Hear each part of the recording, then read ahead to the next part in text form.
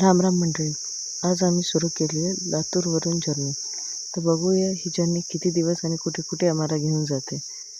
तर चला तर मग तुम्ही जोडा आमच्यासोबत आमच्या जर्नीमध्ये. तर आम्ही स्टार्ट केलं आहे लातूरपासून. आता लातूर टू आम्ही जाणार आहोत बिजापूर.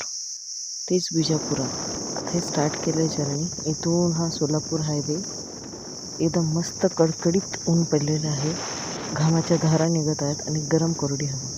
हा टोल नाका क्रॉस केला त्याच्यानंतर आजूबाजूचा परिसर एक्सप्लोअर करत आणि ऑब्झर्वेशन्स करत, नदी तलावे ऑब्झर्व करत आणि मजा घेत थोड्या कडक उन्हाचं आम्ही केली कंटिन्यू जर्नी.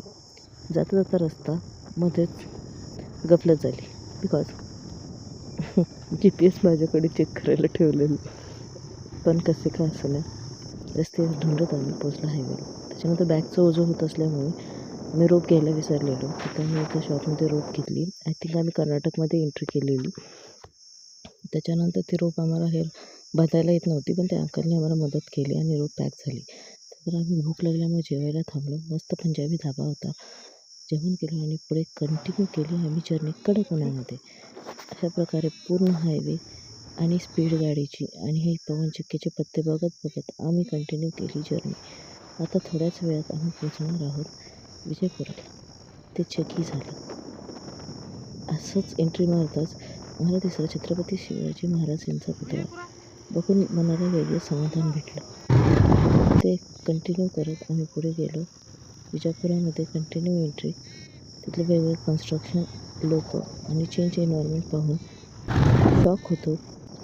खूप सारं छान छान कन्स्ट्रक्शन्स आम्हाला पाहायला भेटले ऑन दी वे. श्री शिवाजी महाराज आणि पुढे आम्ही कंटिन्यू केली जर्नी.